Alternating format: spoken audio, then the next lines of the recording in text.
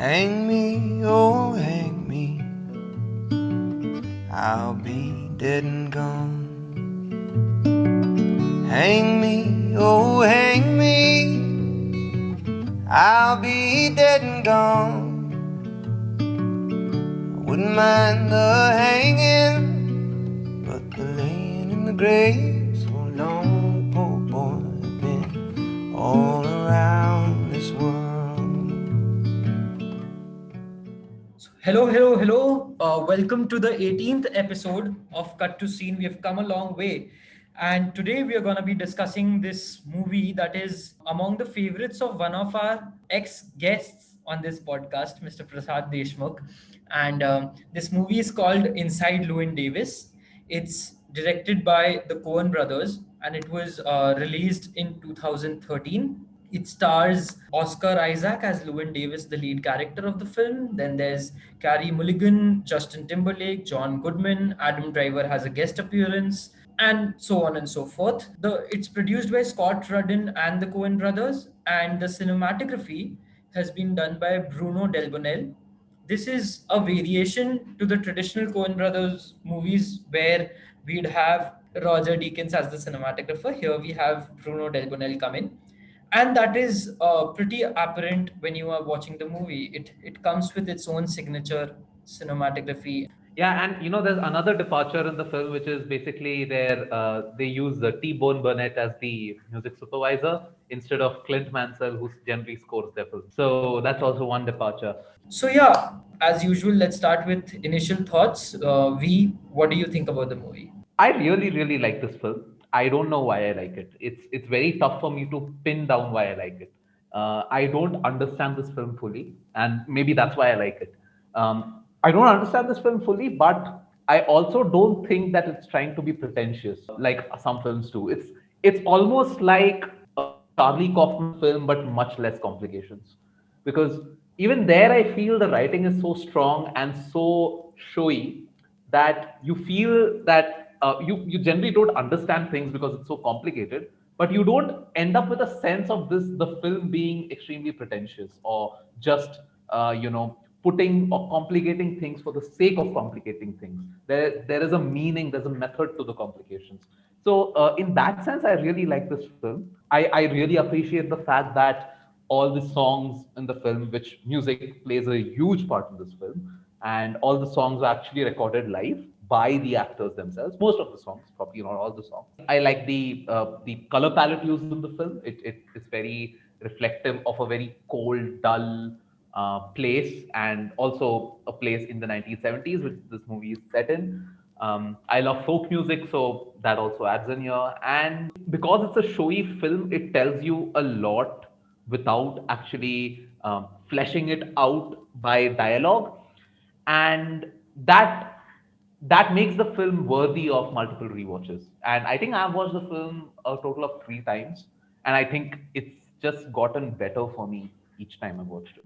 Yeah, I agree with the multiple watches wala point. Even I love the way the frames have been. I love the way the movie has been shot, even though it might be a mood killer for me, in the sense that, and this is a general thing with Coen brother movies. I feel I did not feel very good even after watching, let's say, No Country for Old Men or let's say Fargo. It just felt very weird because Fargo came with this snowy, greasy sort of a look to it.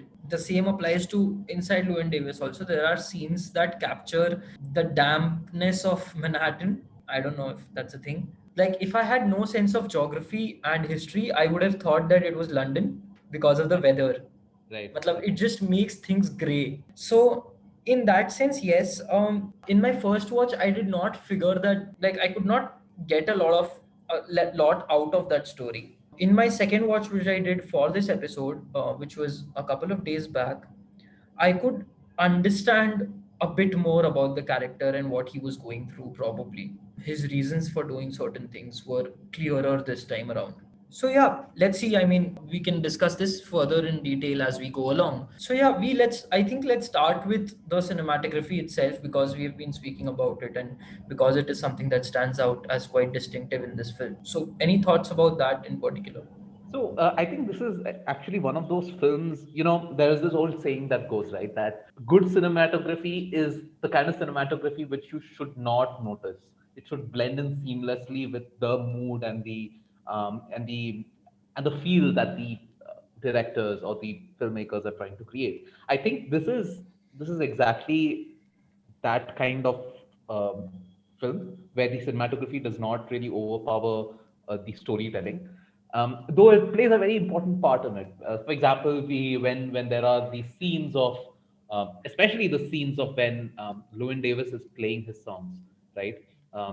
Especially at the start and also towards the end when he goes into the Chicago Cafe, or whatever that place is called, the Great Horn, the Big Horn, or whatever. So there those shots are taken in a very very close in a close up, and the lyrics of the song, especially at the start, right? He's singing, "Hang me or hang me, I'll be well and gone," and that's literally the first words of the film. And though it's a nice fun songs like all folk songs, you instantly, because of the color palette and the close up and the expressions on Oscar Isaac's face, you instantly get the feel that this is not going to be a joyride anymore. Matlab, though the film is based on folk songs which are all joy and whatever, have like a very pacey kind of feel to it, happy feel to it, let's say, at least some of them. But this film is not going to be that way. So that's evident from the start. So I think those kinds of shots make this film what it is. The shots inside the car, when they try to shift from the person sitting in the back to the person who's driving those are brilliant. Yeah, and one shot I particularly like a lot is this one scene in the train when Llewyn has got the cat and the cat slips from his hand and he runs behind the cat. And I thought that was a masterful scene because I would imagine that's extremely tough to shoot because there's such a narrow pathway where you have to take your camera, but I think it's beautifully done. So I think it's the brilliance of the cinematography lies in such things, such small things that it does to add to the effect of the film. And by itself, I don't think it's like a film like Baby Driver, where it's the cinematography of the film which is just overpowering everything else. That's pretty interesting, the fact that you mentioned about the cinematography not overpowering things, because for me the color palette of the film and the lighting of the film is what caught my eye at the first go. It was something that was not subtle at all. So if you look at it, let's say No Country for Old Men has a sort of a yellowish color palette in the beginning when you open in the desert. And it has a huge wide frame, as far as I can remember. But this film does not, like, this film has a very distinctive blurry feel to it that you catch right in the beginning, right? It caught on to me as we went further ahead with the movie, because initially you are in the gaslight bar and you feel that, okay, probably this is because of the bar setting. But then you go outside and then you see, no, this is actually a feature of the film itself. The characters have a certain sort of a halo around them, it seems like that. Okay, another thing that I found very interesting about the song, that where we started with, literally the first stanza of the song ends with, "I won't mind the hanging, but the laying in the grave so long, poor boy." And that to me is the story of the film, in the sense that his passion for music, it seems, has been destroyed or has been hampered significantly because of the death of his partner. And now, more than that death of passion, what hurts is him still struggling with the remnants of that passion and just trying to make a life out of it. So that was pretty insightful, or pretty striking to me. And then as we go on, the film obviously grows on you, and the visuals of the film, you grow used to it. You grow used to how there are certain, I don't know how to describe it, but the lighting, like for example, when we talk about the lighting, and there have been umpteen number of conversations with the cinematographer where he's spoken about how the lighting was designed as if it's being thrown off a cliff. The lighting just fades into black, and this will be particularly visible if you look at the scenes which you were talking about where he's singing, and it's as if the light is coming from a single source that is lighting up the entire surrounding, and that sort of gives it a very mystic space. So to sort of imagine this better, or to sort of visualize this better, in a lot of places wherever heaven, or a place beyond death has to be imagined, what they do is they often take an extremely empty space and just light up a very particular point of it, which will suddenly have furniture and other elements around it. And that is what it looks like. So it always looks like there is a spotlight on Llewyn Davis, and in the beginning, when he's singing in the gaslight thing, the light seems to be coming from the top. And when it's coming from the top, it's almost as if, how they picturize light from the gates of heaven. It's like that. It's like Mike is shining that light on him. That is sort of the thing that I was carrying. So yeah, I mean, it was a visual treat for me more than the storytelling aspect of it, which we'll come to later. Right. So what I meant when I said the cinematography is not overpowering is I should have mentioned the camera work itself is not overpowering.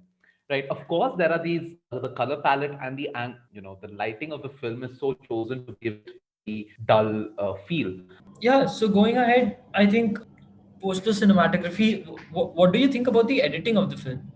Is there anything that caught your eye specifically in that aspect? I mean, of course, there is the. I mean, you could say that the color of the film is given in the editing. So, of course, the color of the film we have talked about that. So, apart from the colors, I think one thing that is, of course, probably a writing choice more than anything else is the way the first and the last scenes are edited, and so they are completely different scenes, mind you, because they are different shots.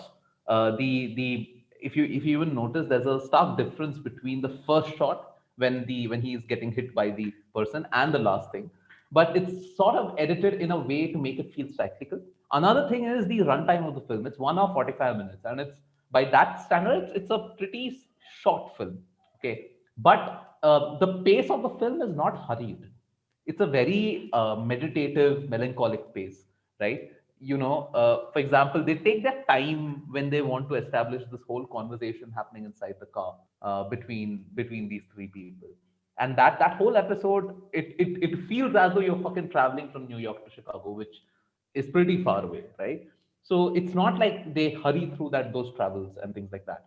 Though if you think of it, there is not much really of substance that is happening in those travels. I mean, you of course get to know that his partner died by hanging himself. Well, basically, he died by suicide. It's not very crucial to the whole film per se in that sense. Of course, he leaves the cat behind and all those things are there. But my point is that the editing does not feel hurried, or the pace of the film does not feel hurried, even though it's a pretty short film. Because actually, when I was sitting down to watch it, I had remembered that it's a pretty long film because it's a slow film and things like that. But when I saw the runtime, it was actually very short, which was pretty surprising to me, to be honest. That's an interesting point for me because while watching the film, I felt that the initial part of the film was really cut to cut, in the sense that okay, it was not paced. I agree, but it was not lingering on with her reaction. So, for example, even later into the film, if you look at it, when Llewyn Davis does not find a place to go to and he's sleeping in the Chicago station, and that police officer comes to wake him up, we just see a tap from the stick, and then we cut to Llewyn Davis standing on the road in front of the bighorn, right? So it's not like the movie. There are a lot of movies where the character might be melancholic, and that is why we linger on with the character. We explore the surroundings of the character. We take random shots here and there, and we just stay with the character. This is not that sort of a movie. So I think that is where the magic of this movie is, that while moving cut to cut and while moving from scene to scene, it still makes you feel that yes, you are there with the character marinating in their depression. Correct, and that is extremely. That's a very very nice point. I had not thought of it, and now that I think of what you're saying, there is probably a reason why there is that cut to cut, at least in the starting. Because that is to build on the sense of turmoil that the character is uh, experiencing in his own head. Starting May, he gets beaten up. Next May, he finds out that the person, his friend's wife Mhm. is pregnant, probably with his Mhm. kid. Then he finds Mhm. out about the abortion clinic and that his early child is not aborted. So all these things happen in very, very fastly, and it happens like in Mhm. quick succession. So Hmm. which gives you a sense that things are piling on upon him, and that he is sinking deeper and deeper into a hellhole. Even if it's a recounting of events, when you are in that sort of a mental state, you generally only look at the bad events. You only look at the events that went wrong for you, right? And you think everything did. Also, because the movie starts on such a slow note, in the sense that it starts from a very somber folk song, and then you are there for a couple of minutes. I think it is also to hold on to the audience that, okay, listen, there are things happening here. So he's walking into a flat, the cat is walked out of with him, etc., etc., etc., all of those things. So one thing that I found very interesting was that at certain points they have also tried to make this depressive feel, and successfully so, visually depressing, in the sense that, or in terms of the setting. So what I mean is that this person is sleeping on the floor, there is this looming soldier type figure which is sitting over him. You can sense the condescension in the way he sees the soldier and the way he's judging the soldier about what he's doing. The second point is that the claustrophobia of the apartment space. If you look at it, the apartment space that they've shown in both the cases, one is in the case of Gene and Jim's house, the other is in the case of Adam Driver's house. There is a really narrow corridor, and that's very claustrophobic. It reminded me of some Mumbai homes, to be honest. Ha, Like exactly what I even the was going Mumbai to homes say. which cost, like 70,000, like Right. 70,000 a month for rent, and like even there there'll be like small corridors, small house, small rooms and stuff Correct. like that. It reminded me exactly of Mumbai homes. But on the contrary, the professor's house, Yeah. the Gorfine's house, that's pretty spacious home. Yeah. That's pretty spacious. That's pretty joyous also. I think that also comes from the fact that, or that also goes to show how, if you look at it, the Gorfines have been pretty accommodative of this person. This is a young person who's going through his own shit. He has been throwing tantrums left, right, and center. He has been rude to them, and their emotions and their guests. But they are pretty accommodative. They are kind-hearted, big-hearted people. Unlike Mr. Llewyn Davis in our case, who has been miserable to people, and people have been miserable to him in return, and justifiably so at some points of time. What do you think of Llewyn Davis's outlook on his career? Because that is what I think, or his relation with music, because that is what I think dictates a lot of the story. You're right. It is. I mean, and the film is about that, about his relationship with his art and how he's unflinching to that. Um, so like take the counterpart of, let's say, a film like this in Indian cinema. Let's say it's Rockstar, right? Whereas where the idea is the same, right? तुम्हें art करने के लिए, real art के लिए तुम्हें, like, you have to go through stuff, you have to be depressed, you have to have problems in your life and things like that. But उसमें तो यार you मतलब they show one whole song Kun Faya Kun where he is extremely मतलब it's a very telly thing कि मतलब देखो ये इसका डिप्रेशन हो रहा है, ऐसा डिप्रेसिव फेज हो रहा है, then he finds some Maya in God, and then he comes back and just kickstarts his singing career again. This film is not like that. It lets Llewyn Davis sink in his own problems again and again and again, right? And the Llewyn Davis character is also, he's extremely, he's also unflinching.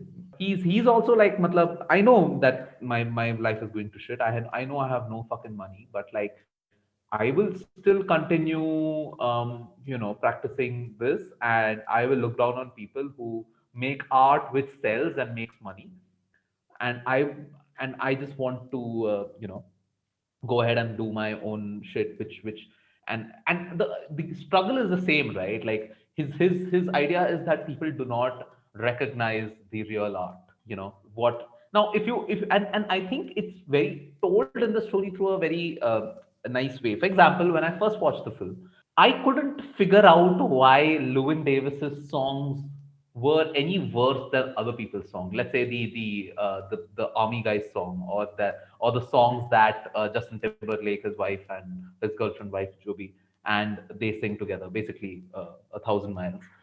I didn't understand why those songs were being received better than his songs, right? Because He seemed to me be a perfectly good singer. Only after thinking about the film that I realized that that's how it is meant to be. Like, it is not that Llewyn Davis is a inferior artist. It's not like his artistic qualities are bad. It's just that he just doesn't want to move on in life, and try to accept the the forces of the market, and sort of advertise himself in a way that is fit for the market. So yeah, his relationship with music is exactly that. I think he has a relationship with his partner who who died by suicide, and he does not want to move on from the kind of music that they were creating, because in his opinion that is the best. And in his opinion, what people are asking him to do is not the right thing to do for his art. And that might be true, right? I mean, we always, I think, for any artist, the uh, the the the whole thing as to what proportion of art should be, thing that he does not want to find the balance. Like, he does not want to also sell his art and also make हाँ. art that he likes. And also हाँ. the fact that and I had connected that to real life, saying कि my pasandida creators are people who manage to strike a balance. But anyway, huh? Right, right, right. Yeah, it seems like the world around him has been able to wrap their heads around it, around this fact that you need to strike a balance. They have also sort of stopped, like, it just seems like people do not take themselves too seriously. Like, if you look at the Gorfines, when they ask him to sing a song, and when this guy freaks out, the difference there is that they are not taking themselves too seriously when they're asking him to sing a song. They're being pretty casual about it. And this guy comes back to them with this whole rant on how this is his art, this is what he uses to make his living, how can they treat it like that and all of that, right? So it just feels like he's been taking himself too seriously. And so the way he's seeing things and the way the world around him is seeing things is different. What was interesting was that when you talked about Rockstar, so this was something that I wanted to talk about, in the sense that when we look at other masala movies or other movies in general, or the idea of depression that we have seen in Bollywood, what is different is that we have often been exposed to the inciting incident first. Like in Rockstar, we have been told that okay, he does not get to meet Heer, or Heer gets married off somewhere else, and that is what then breaks his heart. And then ultimately he also dies, which then leads to his catharsis, or that ultimately breaks down the character. In this case, in contrast, we do not see his partner dying. We do not understand in the beginning of the film what the reason for his depression is. We land right in the middle of it, in the thick of things, and we have to figure our way through it. The depression again is not in your face. You won't see this person cry no matter whatever happens to him.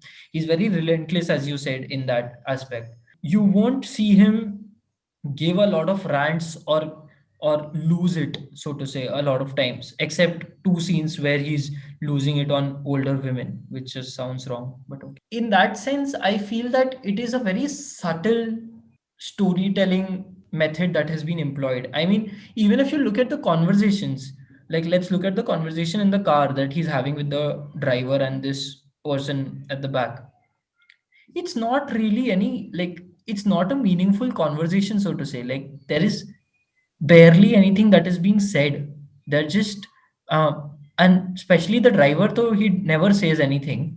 He just mumbles a few things when this guy is sleeping, right? What do you make of the driver's character? What is he mumbling? Yeah, I mean, when I said in the start that I don't understand a few things about this film, and Mhm. even after three watches, is the whole necessity of the whole trip to Chicago with these two people, right? Mhm. I mean, just for a second, let's also consider the older man in the back. I forgot his name, Mhm. but anyway, what do we know about him, and how is he relevant to the story? We just know that he, in some sense, is actually going to these washrooms all along the way, just to dose upon heroin. right? Mhm. And that's how he dies in the end. We just know that about him, or dies or just is unconscious. We know almost nothing about the driver. We just know that he does poetry, right? That's all we know Mhm. about him. I don't quite understand why these characters were there, though I really loved it because there is this sense of liveliness that they bring to the car in an almost damp environment, damp dull environment. They bring this sense of liveliness to the whole film in that it's a short-lived liveliness, of course, because then in the end the driver just gets caught by the police and then Llewyn Davis just continues from there. But in general, I think the way they have used those dialogues in the middle, it seems almost Tarantino-ish for some reason, because it seems like those most of the dialogues do not have any great meaning, or they don't serve any um, plot driven purpose for the film, but it's just there to just as an indulgence, which I sometimes like. So I don't really make much of the characters, or I don't really know what these characters are. That's pretty interesting. I mean, while you were talking about this, I was also thinking again about those two characters, and this is what I sort of recollected. So if you look at it, the person in the back, the way he speaks to Llewyn Davis, the way he judges the character, his tone of condescension when it comes to folk music and his cat, and when he says that, "Are you a queer?" and that is clearly from a place of condescension and judgment. What that tells me is that that is the worldview around folk music before, before the Bob Dylan era, before like folk music was really popularized in the mainstream, maybe. At that point, these artists were being judged, or these artists were being just taken for a ride. But on the other hand, so that is one extreme where the world is judging folk artists. On the other hand, there is this driver who's very silent otherwise, whose art only comes out in a particular moment after a particular amount of time has elapsed, and he's comfortable in his surroundings. So this guy starts speaking when the guy at the back is sleeping. Llewyn Davis is almost asleep, and that is when this guy starts speaking. The next time we see him reciting his poetry is when they are in that cafe that they have stopped at. Now, Right. this person seems to be indulged in his art without that necessarily being his profession. These two Hmm. seem to me to be the two extremes of the passion and career wala spectrum. And probably Llewyn I Davis think. is stuck in a car with the two of them, Hmm. right? Uh, Hmm. at the end of that car ride, he sees how uh, the authorities, or like let's say the state in this case, uh, arrests the passionate soul for I don't know Hmm. what reason, and the other careerist part is, well, passed out at the back, right? And then Llewyn Davis leaves the cat behind. What my reading of that, and I was watching some videos about that cat, what my reading of that came to be was that probably when he's going to the big horn, Llewyn Davis has sort of decided to go out on a limb and for his career and play solo again. And that cat is all his baggage that he was carrying around, the baggage of Mike's death, and that is what he's leaving behind in the car, because he's like, fuck it, now I need to like find a way for myself to survive. But he's not Sorry. successful in that. He's not successful in leaving behind the baggage, right? Because when he goes into the when he's finished singing, Right. and Haha. when the Bud Grossman asks him, why don't you just make a group, and he's like, no, I can't do that because there are things that happened in my past that I can't do that. So the Correct. baggage is still pretty much there. And matlab, what I found interesting was, or what I was questioning back then was that while returning in the return journey, why do we have that accident with the cat? Correct. So yeah, I don't know how to make sense out of this. What do you think? I don't know. So the return journey wala cat is more interesting for me because first I like I'm intrigued by the sequence of events that Yeah. on the way back he sees this city where of the town where his ex girlfriend and his probable child are there, right? Hmm. And then you see that he does not take that turn.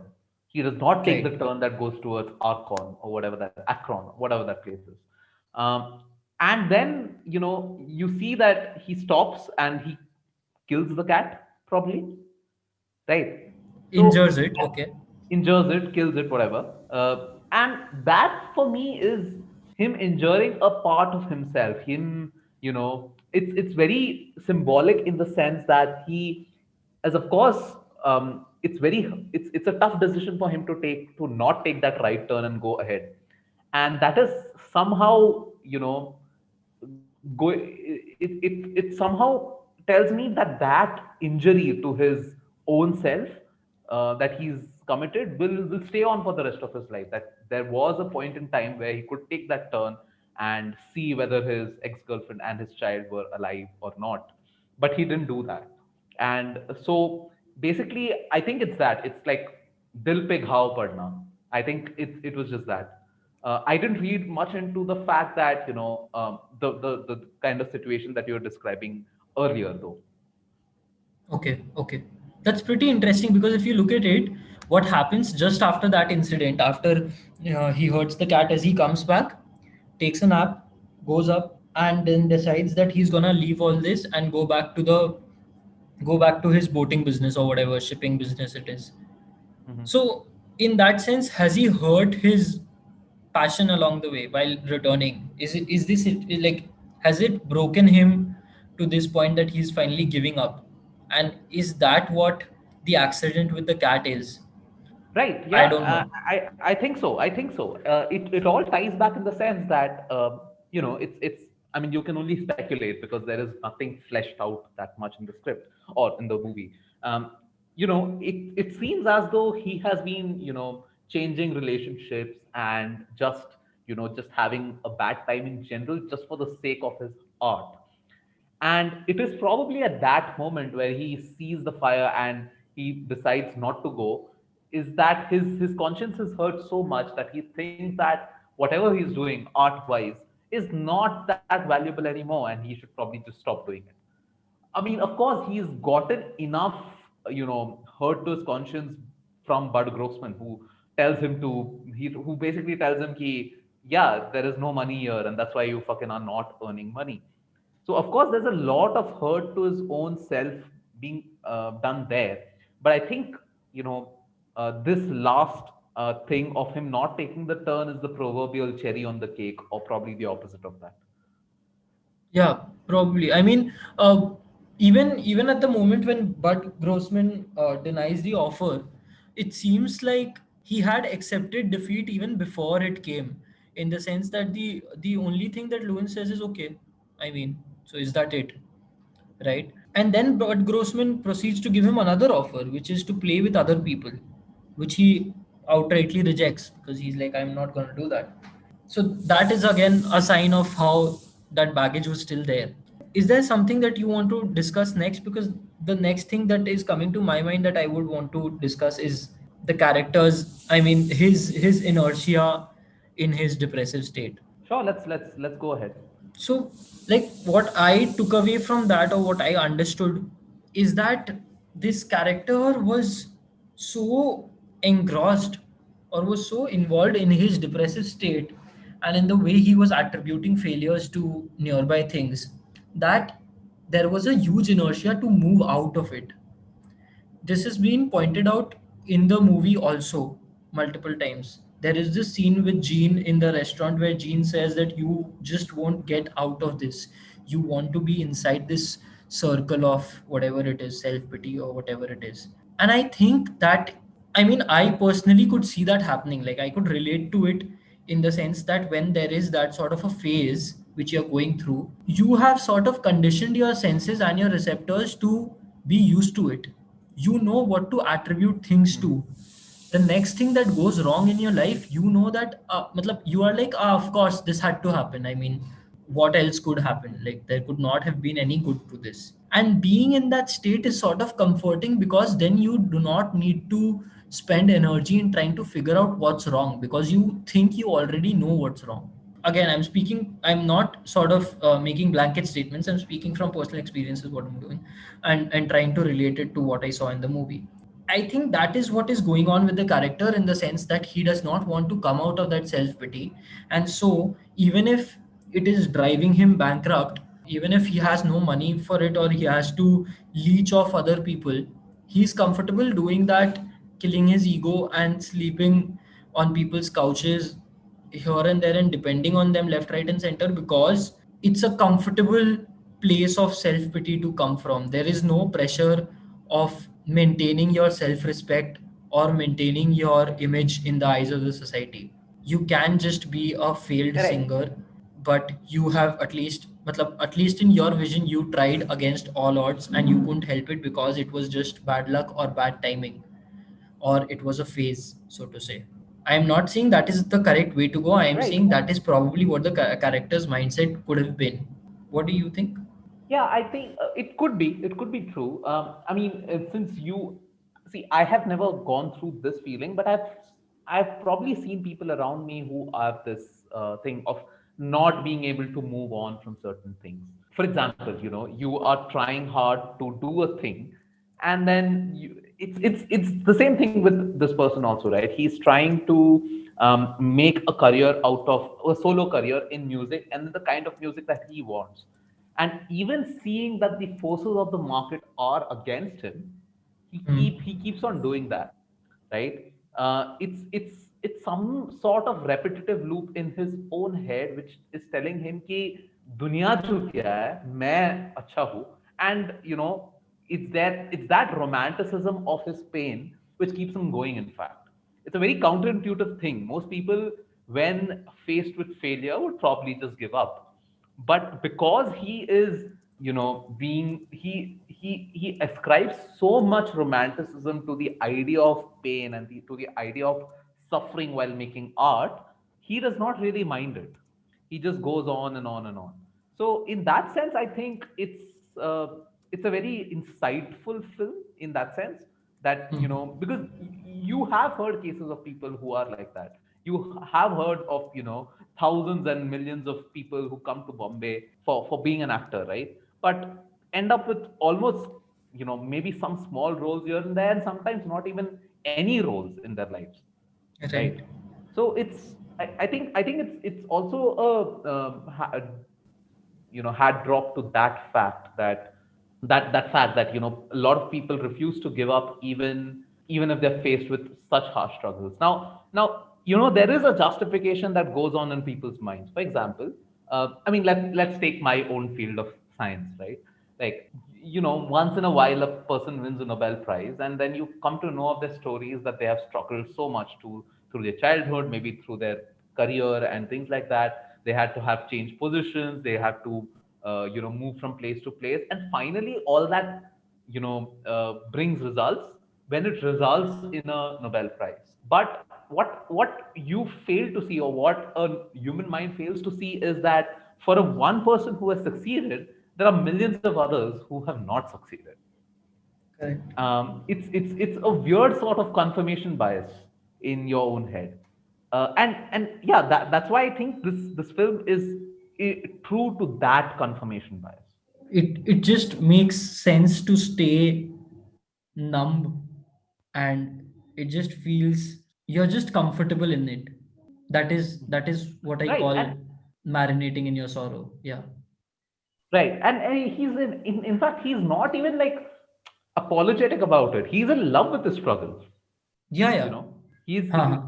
not like he's feeling bad about it. He's extremely in love. He's embracing his struggles, actually, which might be which is probably the problem. I mean, which is probably the problem, does not make sense, but which is the problem, right? People just accept how their struggles are. People are, in some sense, people romanticize it, which I think I have spoken about this on an earlier episode. I am extremely against people who romanticize anything, because Yeah. it is it I mean, sure, you learn from your mistakes and things like that. Sure, you might do all that, but in the end, if you don't learn, that is where the problem comes, I guess. Probably. I don't know. I'm yet to learn. But Yeah, I clearly see that happening. The romanticization bit, that he's romanticized that pain and he's thriving in it, is what is pretty interesting. Cool. Any other thoughts that we might have left out? We Yeah, so I have a few things that I wanted to talk about. For example, Sure. I mean, his worst fear actually, if you look at it, is daddy issues. He does not want to be like his father, right? Ah. That's his worst fear, that he ends up like his father, which Mhm. was a very striking and that's why I think that's why what I mean by when I say that this film is so much show and zero tell, that you have to imagine things and it makes you Mhm. imagine things. It's not like it's some benign thing there. It makes you imagine. Like for Mhm. example, that scene with his father, it makes Mhm. you imagine that he does the point is that he does not want to be like his father. uh, Mhm. and uh, and then there is this whole thing about there's that scene which is one of my favorite scenes in the film, is when his shoe gets stuck in the snow and the sock gets wet. Yeah. And I mean, I don't know, that scene is so melancholic and so sad, because Hmm. see, it's a Coen Brothers film in the end, right? You expect there to be some amount of dark comedy, correct? Hmm. And there is dark comedy. There's a lot of dark comedy, but then Hmm. at this point, I had tears in my eyes, because you've been through that process. You've been Hmm. through whatever field you are in, whatever thing you are. Hmm. Let's say you, even such a small thing as you are trying too hard to get score well in a course, and you don't get score you don't end up scoring well, and there's a whole thing a whole array of Hmm. things which is stopping you from doing that. And this is exactly that, right? I thought his shoe getting stuck in the rain, and the way he looks at the sock and tries to dry it, it's a story in itself. It's a short film in itself, in my opinion. So yeah, that was very interesting for me as well.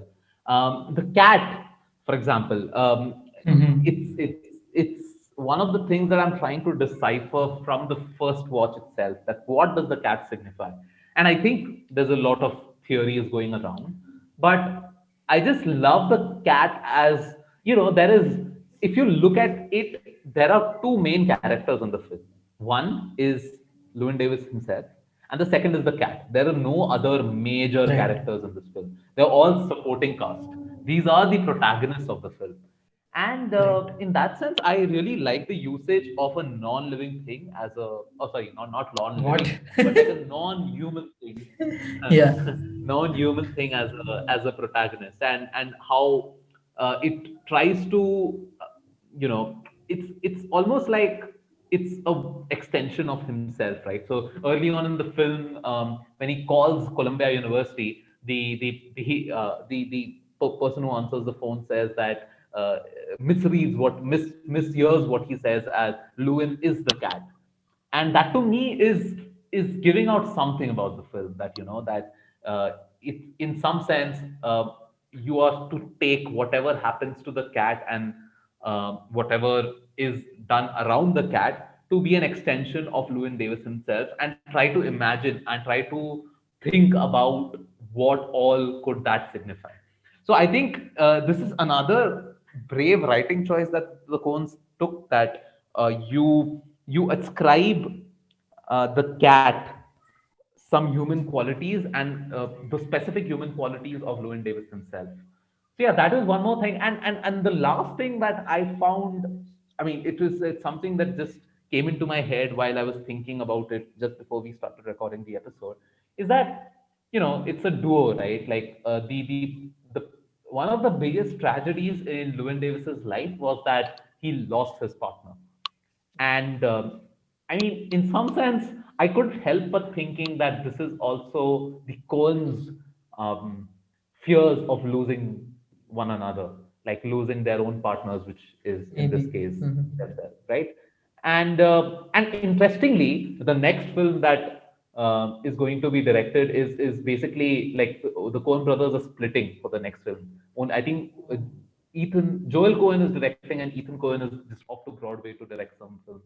So yeah, that's pretty interesting No, because but they this is the did first they time did come that we together have seen. for the Ballad of Buster Scruggs. Oh no, no, no! I'm not saying that they're splitting for good. I'm saying they're हाँ splitting हाँ for one film. Yeah, हाँ हाँ मतलब I'm saying yeah.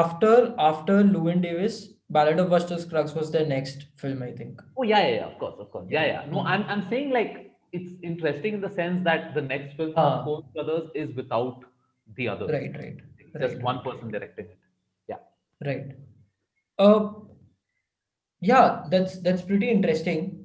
I mean, also if you look at it now that you mentioned the cat and the writing choice, I mean, do you see how I don't know what is the conflict and what is the resolution here? And, I mean, the conflict. I don't know. It's a character-driven film. There is this. There is a. There's just you're just getting to know the character better and better. There is the conflict is of course the overall lingering conflict of Llewyn Davis, which is that he wants to get a career for himself. He wants to go ahead, and the resolution is that he does not end up getting that. So yeah, I I mean, don't we do think not there's know, right? it's more sure, we do not know, but if the structure of the film is anything to go by, the film is highly cyclical, and if that is anything to go by, then that indicates that his life just goes on the same way as the film went on, Hmm, hmm. Okay. right? Yeah, in that Oh, sense, the also, conflict. like, Yeah, go ahead, go ahead. no, no, go ahead, go ahead. I was just going to say something. No, I was saying that in that sense, it also seems like the actual need of the character, or what the unfulfilled need of the character, so to say, is on a surface level, it is survival because he does not have the money to survive. While at a deeper level, it is self-actualization because he's struggling to find his passion again and he's struggling to like keep at it, right?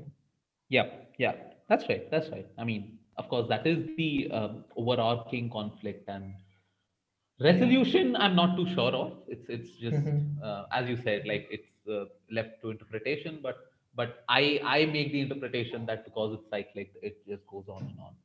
Also, Also, by shout the out. way, Yeah, yeah, go ahead. yeah, नहीं shout out कर लो पहले. No, shout out to Bob Dylan in the end. Okay, yeah.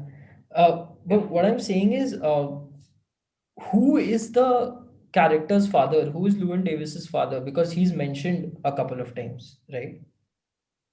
Yeah. So the person who he goes and meets in the end, the old No, person. no, I know who he is in the movie. I mean, Acha, okay, sorry, sorry. like, why is he famous? Why is he known? He's known just because he was a merchant marine. Okay, that He is the was a only person who reason. lived the dreary life, and he's known only in that place, right? Even only Right, in right, that right. merchant marine office. So yeah, Right, right, right. All right, okay. Yeah, that was one question that I had because I was like, I couldn't pick. Yeah, I couldn't figure that out. Okay, sounds good. Anything yeah, else that we that's have it, missed right? out, we? Yeah, No, I don't think so. मेरे को नहीं लगता. cool. Then, so what are your closing thoughts on the movie? V? Closing thoughts. So I think it's an interesting film in the sense that it's. So one thing I like about the Coen Brothers is though they have the mood of most of the films is the same, right? They have this Mm-hmm. oddly dark comedic sort of palette that they use for their Right, storytelling, right. but they try to come up with a different thing in each of their films. In the sense, they try a variation of that trope, so to say, in each of their films Mm-hmm. and try to make it novel. So I think in that sense, watching this film is a treat, as is watching any other Coen Brothers film. Um, Mm-hmm. I think they are one of the people who have indeed struck the balance between, you know, giving out their art versus the finances of it all. Mm-hmm. So I think it's overall an interesting film to watch. It's a it's a feel film. I don't know if you understand what I mean. It's a film Mm-hmm. that is needs to be felt in the sense that um, you probably will be able to relate a lot of things that you see in the film to Mhm. actual people around you or even yourself. And in that sense, the mirror, it is a mirror to society, if you agree that that is one function that every film should serve. So yeah, I think Right. that is the most interesting thing about the film for me. Mhm. Yeah, I mean, even for me, I mean, it's a visual treat. It's a good movie to watch when you need to when you want to understand um, the poetry of the depressed mind. I feel um, Hmm. because it is not always uh, it is not always Metallica. It is not always heavy metal that the depressed mind speaks in, right? More often than not, it might just be very somber poetry, as is shown in the movie. And that sort of becomes important to realize for one's own mental health also.